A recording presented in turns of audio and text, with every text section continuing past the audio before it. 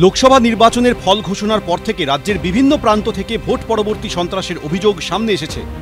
এবার সেই তালিকায় যুক্ত হল উত্তর ২৪ পরগনার আমডাঙ্গা।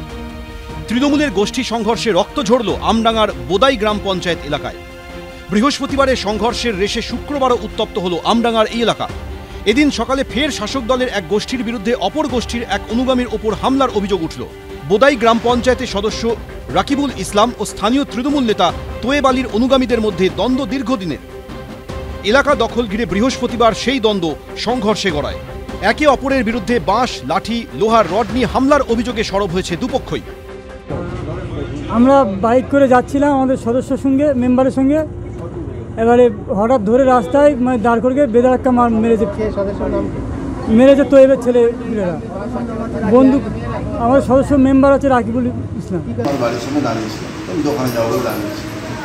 এবারে এই পাড়ার দিকে কোথায় গিয়ে ঝামেলা হয়েছে। ঝামেলা হওয়াতে হঠাৎ করে কিছু ছেলেপেলে দেখলাম দৌড়াচ্ছে। ওটা কে বলেছে না বলে সেই গরম ছেলেকে আমি দাঁড়িয়েছিলাম। আমাকে এসে কারা আমাদের গ্রামের দুটো ছেলে, রাকিবুলের দলের দুটো ছেলে। তৃণমূল কারা তারা? হ্যাঁ, আপনারা কোন দল করেন? ঘটনায় পঞ্চায়েত সদস্য রাকিবুল ইসলাম সহ উভয় পক্ষের 4 জন আহত হয়েছেন। তাদের বারাসাত জেলা মেডিকেল কলেজ ও হাসপাতালে ভর্তি করা হয়েছে। খবর পেয়ে হাসপাতালে আহত দলীয় কর্মীদের দেখতে যান আমডাঙ্গার তৃণমূল বিধায়ক রফিকুর রহমান। কি কারণ আমার জানা নেই, ও আসছিল ঠান্ডা মাথায় মেরেছে বলে শুনেছি। সমাজ বিরোধীদের সঙ্গে ভালো।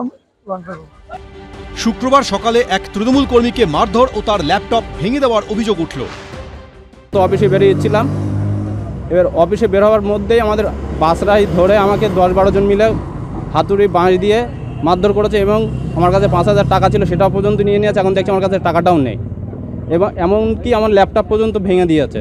ওটা টিএমসি করে, আমরাও টিএমসি। পুলিশে অভিযোগ জানিয়েছেন আক্রান্ত তৃণমূল কর্মী আমিরুল। সমীরণ পাল, এবিপি আনন্দ, উত্তর 24 পরগনা।